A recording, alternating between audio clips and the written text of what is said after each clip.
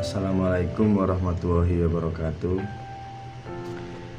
Innalhamdalillah nahmaduhu wa nasta'inu wa na'udzu billahi min syururi anfusina wa min sayyiati a'malina may yahdihillahu fala mudhillalah wa may yudhlil fala hadiyalah. Amma ba'du. Sebelumnya perkenalkan, nama saya Akmal Fahmi, NIM 202007100124. Di sini saya akan menjelaskan tentang teori framing dari Robert M. Eddman.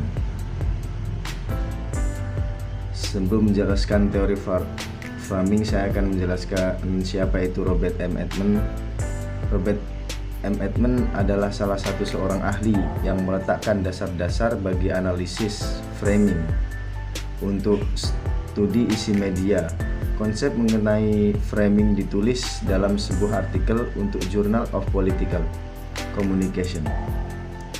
Konsep framing Eddman sering digambarkan untuk proses seleksi dan menonjolkan aspek tertentu dari realitas oleh media.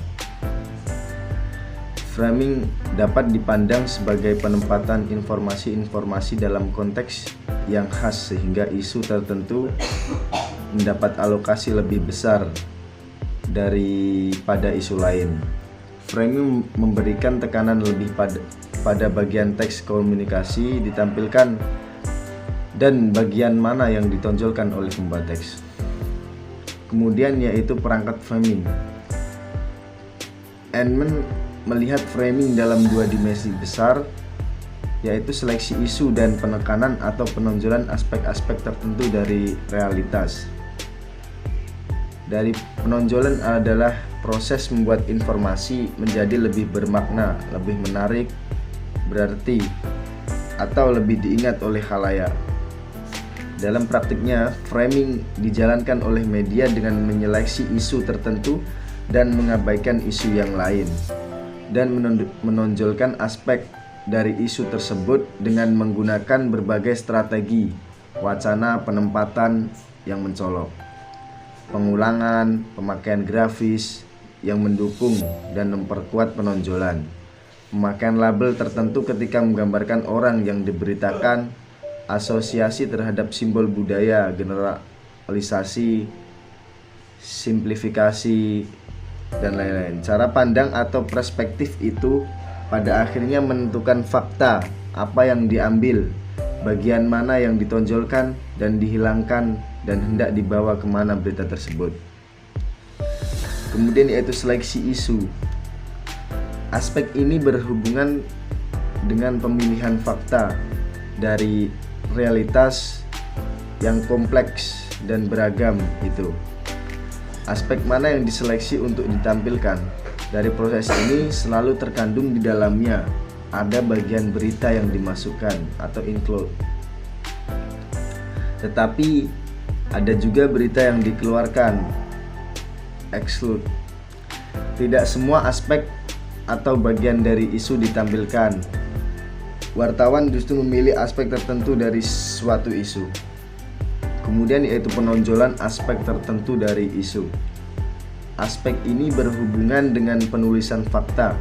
Ketika aspek tertentu dari suatu peristiwa tersebut telah dipilih, bagaimana aspek tersebut ditulis.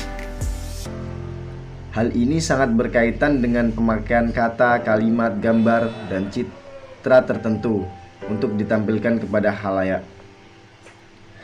Dalam konsep Eddman, framing pada dasarnya merujuk pada pemberitaan definisi, penjelasan, evaluasi, dan rekomendasi dalam suatu wacana untuk menekankan kerangka berpikir tertentu terhadap peristiwa yang diwacanakan. Wartawan memutuskan apa yang akan ia beritakan, apa yang diliput, dan apa yang harus dibuang, apa yang ditonjolkan, dan apa yang harus disembunyikan kepada khalayak. Kemudian yaitu define problem atau pendefinisian masalah. Bagaimana suatu peristiwa atau isu dilihat sebagai apa atau sebagai masalah apa. Kemudian yaitu diagnose cause, memperkirakan masalah atau sumber masalah.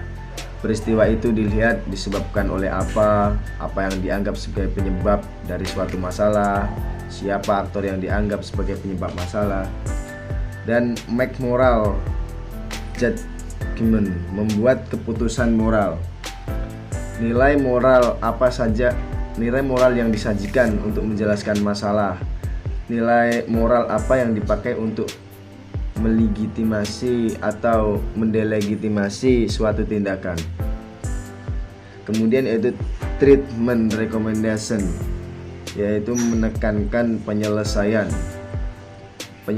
apa yang ditawarkan untuk mengatasi masalah, jalan apa yang ditawarkan dan harus ditempuh untuk mengatasi sebuah masalah.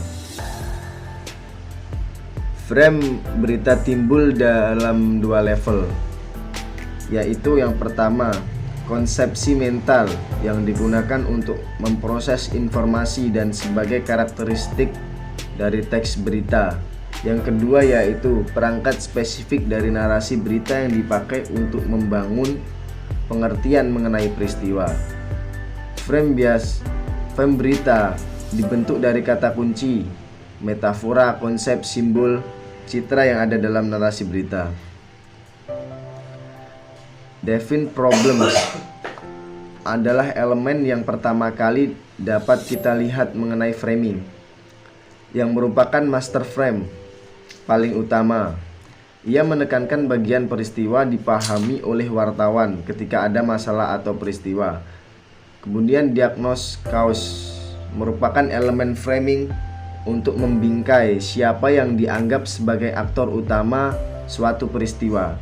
Penyebab di sini bisa berarti apa, tetapi bisa juga berarti siapa. Kemudian yaitu make moral judgment adalah elemen framing yang dipakai untuk membenarkan argumentasi pada pendefinisian masalah yang sudah dibuat. Gagasan yang dikutip berhubungan dengan sesuatu yang familiar dan dikenal oleh khalayak. Kemudian treatment recommendation. Elemen ini dipakai untuk menilai apa yang dikehendaki oleh wartawan, jalan apa yang dipilih untuk menyelesaikan masalah. Penyelesaian itu tentu saja sangat tergantung pada bagaimana peristiwa itu dilihat dan siapa yang dipandang sebagai penyebab masalah. Kemudian yaitu efek samping. Media massa pada dasarnya adalah media diskusi publik tentang suatu masalah yang melibatkan tiga pihak yaitu wartawan, sumber berita, dan khalayak. Ketika pihak itu mendasarkan keterlibatannya pada peran sosial masing-masing dan hubungan di antara mereka terbentuk melalui operasionalisasi teks yang mereka konstruksi. Masing-masing pihak menyajikan perspektif untuk memberikan pemaknaan terhadap suatu persoalan agar diterima oleh khalayak. Media massa dilihat sebagai forum bertemunya pihak-pihak dan kepentingan latar belakang dan sudut pandang. Kemudian yaitu tentang asumsi teori framing.